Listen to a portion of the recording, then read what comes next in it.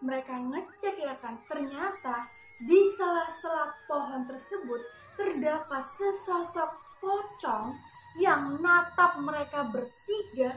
Itu dalam kondisi wajahnya ini benar-benar rusak, dengan juga kain kafan yang lecek banget dan juga udah kotor.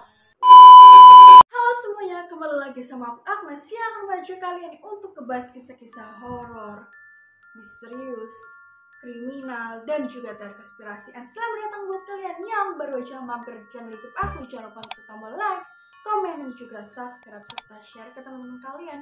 Agar apa? Agar aku bisa terus semangat upload video tiap hari.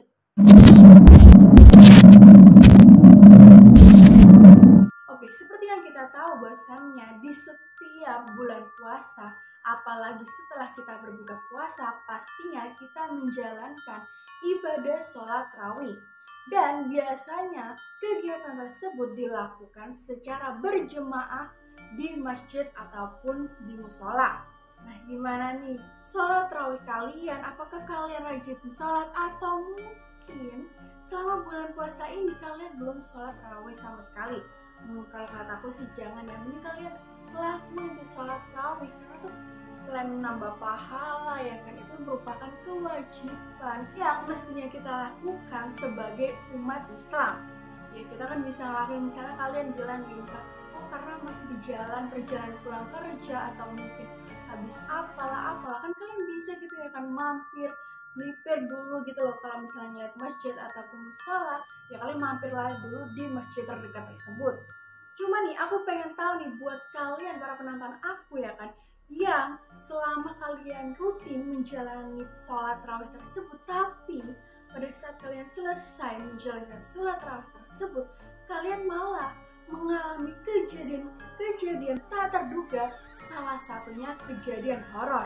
Dan seperti pembahasan aku kali ini, ada nih salah satu pengalaman dari seseorang di mana kejadian horor ini ia alami sendiri pada saat pulang tarawih.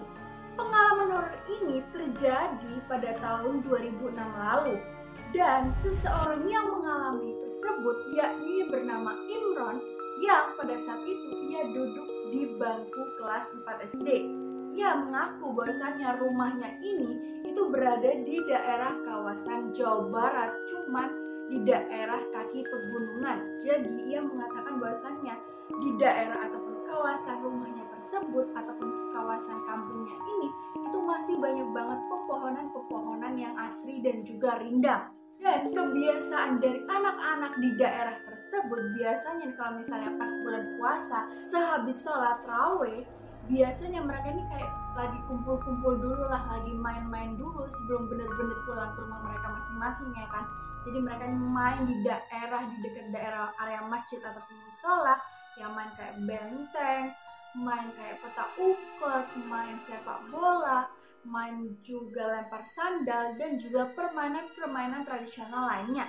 Kemudian nih kalau misalnya jam di masjid tersebut sudah menunjukkan pukul 10 malam, biasanya anak-anak tersebut itu langsunglah bergegas beres-beres buat menuju pulang, karena emang kan udah jam 10 malam ya kan, udah larut malam menurut mereka.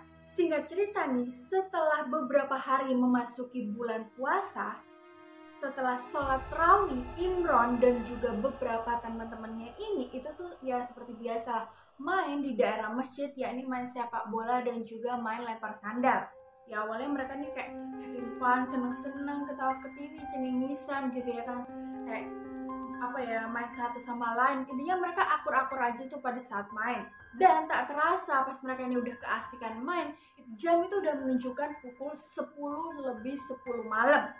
Akhirnya jam 10:15, yakni Imron dan juga kedua temennya itu tuh mereka ini pulang bebarengan, karena pada saat itu rumahnya ini searah. Lalu Imron dan juga dua temannya jalan yang akan menuju rumahnya mereka masing-masing. Ya kayak anak pada umumnya lah ya, yang kayak di jalan tuh mereka masih cengengesan, masih sambil lempar-lemparan bola, masih kayaknya main tapi sambil jalan menuju rumah. Pas mereka mungkin keasikan sambil kayak salah satu temennya Imron ini berusaha ngelemparin bola ke Imron, tapi mungkin kekencengan, akhirnya bola tersebut jatuhlah ke dalam selokan. karena hal tersebut akhirnya mereka bertiga tuh ngambil buru-buru gitu kan, siapa yang cepet-cepetan yang bisa ngambil bola tersebut di dalam selokan. Nah ternyata itu mereka semua tuh ada di dekat selokan tersebut. Nah pas mereka ini mau ngambil bola tersebut, tiba-tiba pohon pisang yang ada di depan selokan tersebut itu tiba-tiba bergerak sendiri. Yang mereka pada saat itu tuh nggak ngeh gitu ya kan, nggak peka gitu ya kan. Mereka pikir cuma angin lalu yang lewat gitu ya kan. Udahnya mereka ini ambil ya kan, mau berdiri, mau balik badan, mereka merasa bahwasanya pohon pisang yang ada di depannya itu tuh bergerak dengan sangat keras dan juga cukup kencang. Pas mereka ngecek ya kan, ternyata di sela-sela pohon tersebut terdapat sesosok pocong yang natap mereka bertiga. Itu dalam kondisi wajahnya ini benar-benar rusak dengan juga kain kafan yang lecek banget dan juga udah kotor. Dan sontak setelah melihat hal tersebut, Imron dan juga kedua temennya karena shock ya kan pada saat itu, tanpa basa-basi lagi langsung mereka ini lari terbirit-birit. Jadi kayak mereka ini gak saling tunggu lah satu sama lain karena mungkin udah ketakutan banget ya kan, apalagi tuh anak-anak kecil harus melihat penampakan menyeramkan seperti itu, apalagi udah jam malam ya kan, di daerah sepi mereka lari terbirit-birit. Bahkan sampai gak ada yang nyadar bahwasannya salah satu temennya Imron ini sampai lari itu dengan keadaan mengompol. Dan yang bikin horornya lagi di sini, dimana masalahnya pada saat mereka ini berusaha lari ya kan sekencang mungkin, tiap mereka ini lari, tiap mereka ini kemanapun, itu tuh pohon-pohon yang ada di sekitarnya itu tuh bergerak dengan sangat keras. Jadi mereka merasa bahwasannya pocong tersebut ini sambil mengikuti kemana mereka pergi.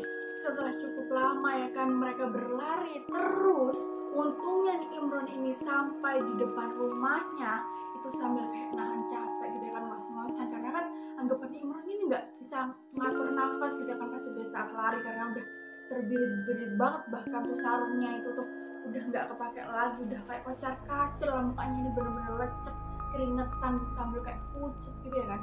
Masih sampai di depan rumahnya, untungnya lagi pas itu pintu rumahnya ini nggak dikunci. Coba bayangin nih kalau misalnya pintu rumahnya dikunci ya kan, cuman dia ketemu sama pocong berpas-pasan dengan pocong kedua kalinya. Kalian bisa bayangin nggak sih gimana horornya yang dialami Imron pada saat itu. Dan setelah mengalami kejadian horor tersebut, awal mulanya nih pas Imron keesokan harinya menceritakan kepada keluarganya, awal mulanya orang tuanya ini kayak nggak percaya gitu loh, nganggap bahwasannya Imron ini dan teman-temannya itu hanya halu atau mungkin karena ketakutan ataupun mungkin mikir aneh-aneh karena waktu itu jam udah menunjukkan pukul 10 lebih. Cuman karena pada saat itu orang tuanya ngerasa bahwasan Imron ini menceritakan itu sambil kayak bener-bener serius ya kan, kayak bener-bener yang Imron dan juga teman-temannya alamin ya, orang tuanya ya kayak percaya setengah, percaya juga enggak, setengah percaya setengah juga enggak. Cuma pada saat itu orang tuanya Imron ini nasihatin lah kepada anaknya buat kayak misalnya kalian boleh gitu loh, misalnya kamu mau main itu boleh banget, cuma sambil lihat batasan waktu karena apalagi itu udah mulai jam-jam larut malam dan di daerah sana itu masih terbilang cukup asri dan juga sepi.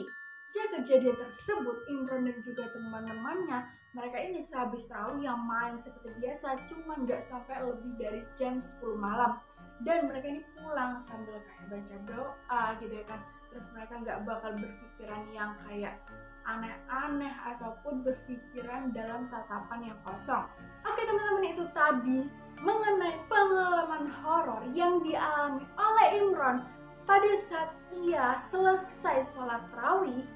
Nah gimana nih, apakah di bulan puasa ini kalian udah mengalami kejadian horor? Kalaupun ada dan terjadi pada diri kalian atau mungkin orang-orang sekitar kalian, kalian bisa dong ceritain ke aku dengan cara komen di bawah.